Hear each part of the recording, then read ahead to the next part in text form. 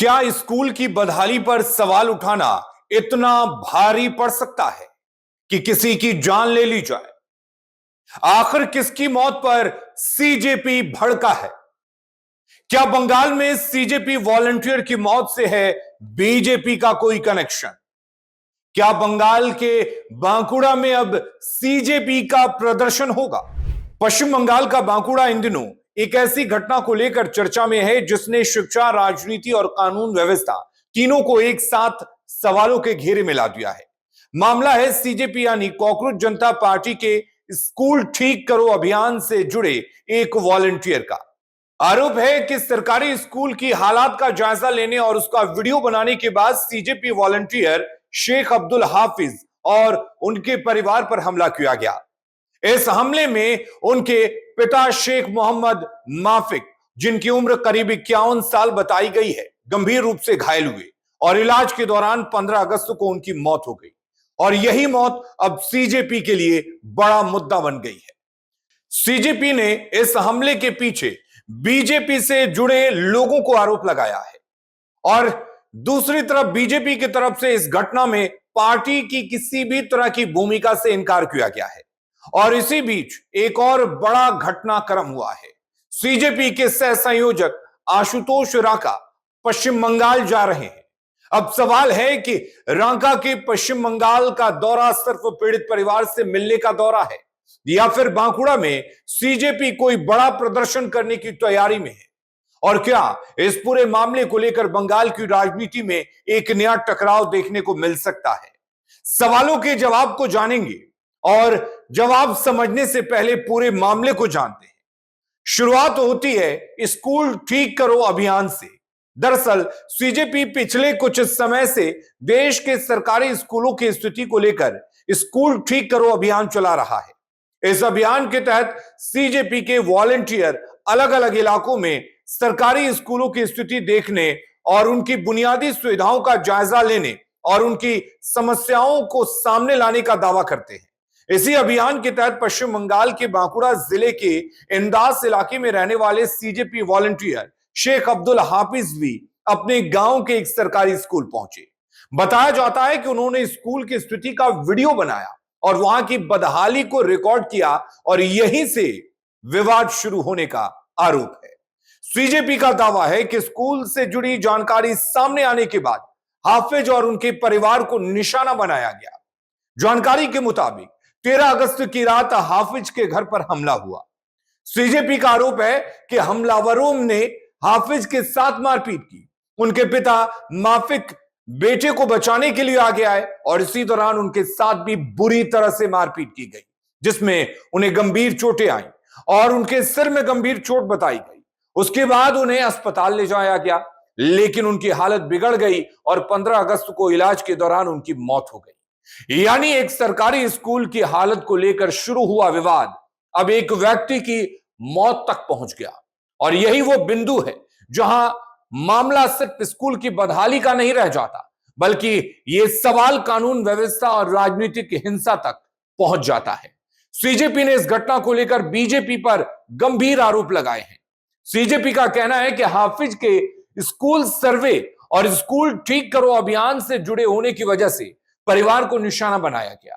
CJP नेता अभिजीत दीपिके और आशुतोष राका ने दोषियों की गिरफ्तारी की मांग की है। हालांकि सीजेपी के आरोपों पर बीजेपी ने इस घटना से संगठनात्मक संबंध होने से साफ इनकार किया है। यानी इस मामले में फिलहाल दो दावे सामने आ रहे हैं, एक तरफ सीजेपी का आरोप, दूसरी तरफ बीजेपी का इनकार। अब सच्चाई जांच और पुलिस कार्रवाई से ही स्पष्ट होगी।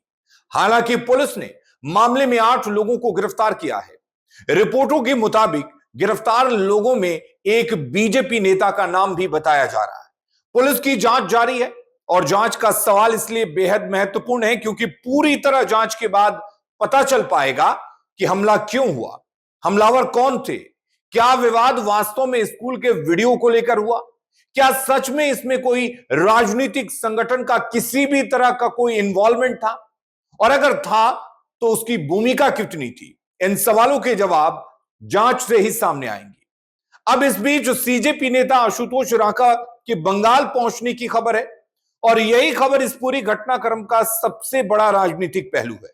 सीजेपी ने घोषणा की है कि उसकी एक टीम पश्चिम बंगाल जा रही है, जिसका नेतृत्व आशुतोष रांका कर रहे हैं। रांका का कहना है कि वे पीड़ित परिवार से मिलेंगे और मामले में न्याय की मांग करेंगे। यानी फिलहाल जो घोषित एजेंडा है, पीड़ित परिवार से मुलाकात, घटना की जमीनी जानकारी लेना, दोषियों की गिरफ्तारी की मांग और मामले की निष्पक्ष जांच की मांग। लेकिन रांका के बंगाल पहुंचने से सवाल यह भी उठ रहा है कि क्या यह दौरा सिर्फ प्रतिनिधि मंडल तक सीमित रहेगा या फिर सीजेपी सड़क पर उतरकर प्रदर्शन भी करेगा। इस सवाल का जवाब फिलहाल बहुत संभल कर देने की जरूरत है, क्योंकि अभी तक सीजेपी की ओर से बंगाल जाने और न्याय की मांग करने की बात कही गई है, लेकिन उपलब्ध आधिकारिक जानकारी के आधार पर बांकुड़ा में किसी बड़े सार्वजनिक प्रदर्शन की स्पष्ट घोषणा को अलग से स्थापित नहीं किया जा सकता। इसलिए अभी यह कहना सही नहीं होगा कि निश्चित तौर पर वहां बड़ा प्रदर्शन होगा। हां, माहौल जरूर तनावपूर्ण है, क्योंकि सीजेपी पहले से ही आंदोलन की राजनीति कर रहा है। जंतर मंतर से शुरू हुआ उसका आंदोलन शिक्षा व्यवस्था, परीक्षा में कथित गड़बड़ियों और जवाबदेही जैसे मुद्दों को लेकर रहा है। और अब इस स्कूल ठीक करो अभियान के दौरान बंगाल में हुई यह घटना उसके लिए एक नया मुद्दा बन गई है। इसलिए रांका का बंगाल दौरा सिर्फ एक स्थानीय घटना तक सीमित रहेगा या आंदोलन का नया केंद्र बनेगा, यह देखने वाली बात होगी। इस पूरे घटनाक्रम में एक और बात बेहद महत्वपूर्ण है। आशुतोष रांका ने दावा किया है कि उन्हें कई लोगों की तरफ से फोन आए। उनका आरोप है कि बीजेपी उनके बंगाल दौरे के दौरान हिंसा की योजना बना रही है, लेकिन यह सिर्फ रांका का आरोप है, इसकी खुले तौर पर पुष्टि नहीं हुई है। यानी अभी इसे तथ्य की तरह नहीं देखा जा सकता, बल्कि एक राजनीतिक आरोप के रूप में ही देखा जाना चाहिए। फिर भी यह बयान इसलिए महत्वपूर्ण है क्योंकि इससे साफ है कि सीजेपी अपने बंगाल दौरे को लेकर राजनीतिक टकराव की आशंका जता रहा है। अब प्रशासन के सामने चुनौती यही है कि रांका और सीजेपी टीम का दौरा शांतिपूर्ण रहे और किसी भी तरह की कानून व्यवस्था की स्थिति पैदा ना हो। लेकिन सवाल तो बना हुआ है कि क्या सीजेपी इस घटना को बंगाल में अपने आंदोलन को विस्तार देने के लिए इस्तेमाल करेगा, क्योंकि जो इस पूरे विवाद की वजह है वो ये कि एक सरकारी स्कूल की स्थिति कैसी है। यानी मामला सीजेपी के अभियान स्कूल ठीक करो और एजुकेशन सिस्टम से जुड़ा है। अगर स्कूल में बुनियादी सुविधाओं की कमी है तो उसकी जांच होनी चाहिए। अगर किसी ने गलत तरीके से वीडियो बनाया था, नियम तोड़ा था, तो उसके खिलाफ कानूनी प्रक्रिया हो सकती है। लेकिन किसी भी लोकतांत्रिक समाज में सवाल उठाने का जवाब हिंसा नहीं हो सकता। और अगर वास्तव में किसी परिवार पर हमला सिर्फ इसलिए हुआ कि उसने स्कूल की स्थिति पर सवाल उठाया, तो यह शिक्षा व्यवस्था के साथ साथ कानून व्यवस्था का भी गंभीर सवाल है, गंभीर मुद्दा है। ऐसे में यह घटना सीजेपी के लिए भी एक बड़ी परीक्षा है। अब संगठन के सामने दो रास्ते हैं।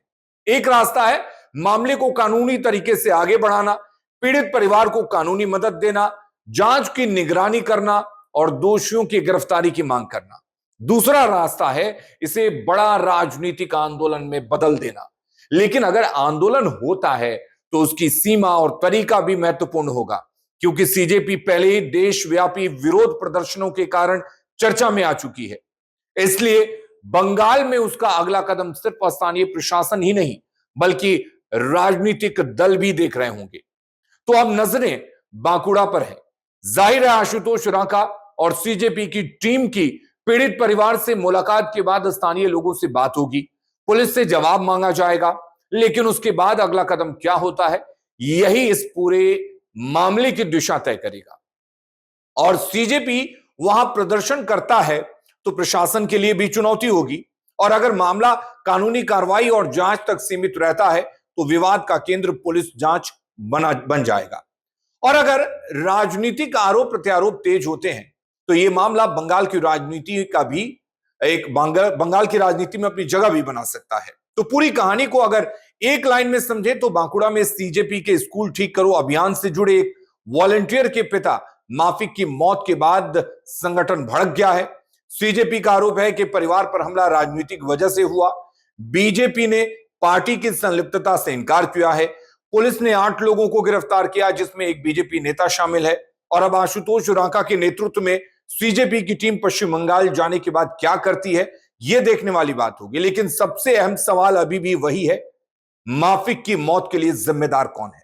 क्या हमला सिर्फ एक स्थानीय विवाद था? क्या इसके पीछे राजनीतिक कारण था? और क्या इस घटना के बाद सीजेपी बंगाल में नया आंदोलन खड़ा करेगा?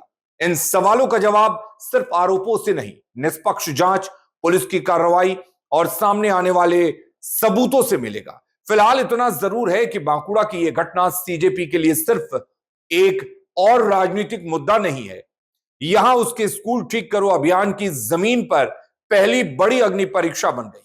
और अब सबकी नजरें हैं बांकुड़ा पर, आशुतोष रांका पर और बंगाल प्रशासन के अगले कदम पर।